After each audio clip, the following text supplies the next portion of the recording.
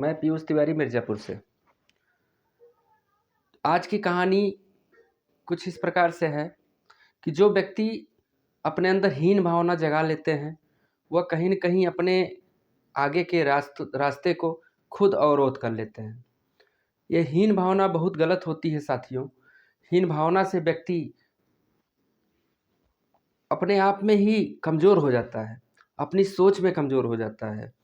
हीन भावना व्यक्ति को आगे बढ़ने ही नहीं देता है। कभी हीन भावना तो व्यक्ति के अंदर जागनी ही नहीं चाहिए। यह हीन भावना को आप जल्द से जल्द अपने अंदर से दूर करिए, क्योंकि इस हीन भावना के रहते आप कोई भी अच्छा कार्य या बड़ा कार्य नहीं कर सकते हैं। हीन भावना कहाँ से आती है और क्यों पनपती है, क्यों आपके अंदर रहती है? जब भी आप यह सोचते हैं कि मैं ऐसा नहीं कर पा रहा हूँ, या आपने अत्यधिक प्रयास किया और उस प्रयास में आपको असफलता मिली, तब जा कर के आपको कहीं न कहीं हीन भावना आती है। और कहीं न कहीं जो है कि आपके जो ग्रुप होते हैं, जो सर्कल होते हैं, आपका जो आपके नज़दीकी लोग होते हैं, वो कहीं न कहीं आपको कमज़ोर करने वाले लोग होते हैं, जिसके कारण आपके अंदर ऐसी हीन भावनाएँ आ जाती हैं। तो आपके अंदर हीन भावना होनी ही नहीं चाहिए। आप अपने आत्मविश्वास को जगाइए। इस आत्मविश्वास के बल पर व्यक्ति क्या नहीं कर सकता है, क्या नहीं जीत सकता है। आप बहुत कुछ कर सकते हैं। आपके जीवन में आप वह कार्य कर सकते हैं जो आपने सोचा होगा, जिसके सपने देखे होंगे। लेकिन इसके लिए आपको उत्साहित लोगों से जुड़ कर के रहना चाहिए, और हीन भावना को तो अपने अंदर जन्म ही नहीं देना चाहिए। क्योंकि हीन भावना कहीं न कहीं आपके मन, मस्तिष्क सबको कमज़ोर करती है, और आपको आगे बढ़ने के लिए हमेशा आपका रास्ता रोकती है। तो जल्द से जल्द अगर आपको कोई कमज़ोर करने वाले लोग हैं, जो आपके ऐसे निकटतम लोग हैं जो आपको कदम-कदम पर कमज़ोर करते हैं, कहीं न कहीं आपको मानसिक रूप से आपको छोटा बनाते हैं, ऐसे लोगों से जल्द आप दूरी बना लीजिए, और ऐसे लोगों के सानिध्य में जाइए, ऐसे लोगों के साथ में जाइए जो हीन भावना अपने अंदर न रखता हो। इसी को लेकर के एक मैं छोटी-सी कहानी आपके सामने प्रस्तुत कर रहा हूँ। कहीं हो सकता है कि इस कहानी के माध्यम से आपके जीवन में कुछ न कुछ परिवर्तन आ जाए, और आपका आत्मविश्वास पहले से भी ज़्यादा जागृत हो जाए। तो एक बार कृपया ध्यान से यह कहानी ज़रूर सुनिए। एक किसान रहता है जो कि डेली प्रतिदिन अपने घर से 2 घड़े लेता है, और दोनों घड़ों को लेकर के दोनों कंधों पर रख कर के वह अपने गाँव के पास में ही एक नदी रहती है, जो कि लगभग 2 किलोमीटर की दूरी पे रहती है। उस नदी में जा कर के घड़े को भरता था, और डेली अपने घर पे वो दोनों भरे हुए घड़ों को पानी से अपने घर पे लाता था।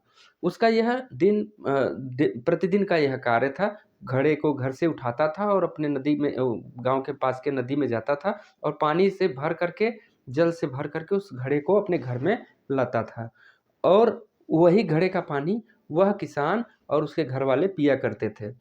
एक दिन होता क्या है, काफ़ी समय तक ऐसा वह उसकी प्रक्रिया चलती रहती है। लेकिन एक घड़े में उसके अचानक छेद हो गया, और घड़े का पानी जब वह नदी से भरता था तो घर तक पहुँचते-पहुँचते बहुत थोड़ा-सा बचता था।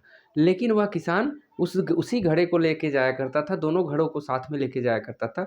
बहुत दिन तक ऐसा लेकर घड़ा भी सोचता था कि यार ये किसान आज नहीं तो कल बदल ही देगा मुझे।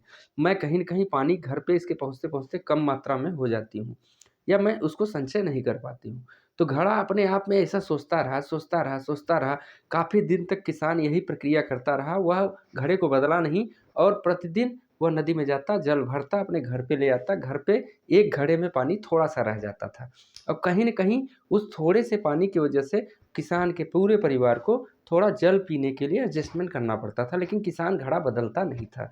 1 साल बीत गया, 2 साल बीत गया।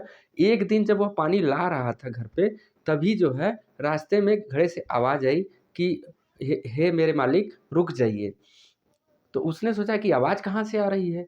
तो बोला कि मैं आपके ऊपर जो घड़ा हूँ, मैं वहीं से आपको आवाज़ लगा रही हूँ। आपका घड़ा हूँ, मैं आपको आवाज़ लगा रहा हूँ, और मैं बहुत दुखी हूँ आज। मुझे माफ़ करिएगा, मैं आपको पूरा जल नहीं पिला पा रहा, चूँकि मेरे अंदर कहीं न कहीं एक छोटा-सा छेद हो गया है, और उसकी वजह से मेरा पूरा जल जो है नीचे गिर जाता है। नीचे गिरने की वजह से, और यह जल मैं पूरी तरीके से आपको भरा-भराया वहाँ नहीं पहुँचा पाती हूँ। तो मुझे माफ़ करिएगा, और मैं अपने वजह से अब मैं यह नहीं सह पा रहा हूँ कि मेरी वजह से आप लोग एडजस्टमेंट करें। तो कहीं न कहीं उस घड़े को अपने अंदर इतनी हीन भावना हो गई, जिसकी वजह से काफ़ी वह मायूस हुआ। किसान सारी बातें सुना और वो बोला कि आप तुम जो ये कह रही हो, वह मैं मानता हूँ कि तुम्हारे अंदर छेद हो गया है और तुम्हारे जो जो कि मैं पूरा जल घर पे नहीं पहुँचा पा रहा हूँ। लेकिन तुम इतना दुर्बलता और हीन भावना से क्यों सोच रहे हो? तुम एक चीज़ मैं तुम्हारे प्रश्न का जवाब दूँगा, लेकिन आज चलो हमारे घर पे, कल फिर तुम मेरे साथ चलना और एक काम करना कि जो रास्ते में हरे-भरे फूल मिलेंगे आपको, वह आपको देखते हुए जाना है। जितने फूल-पौधे आपको रास्ते में मिलेंगे हरे-भरे, खिलखिलाते हुए, उनको देखते हुए चलना है। बोले उसको देखोगे तुमको अच्छा लगेगा।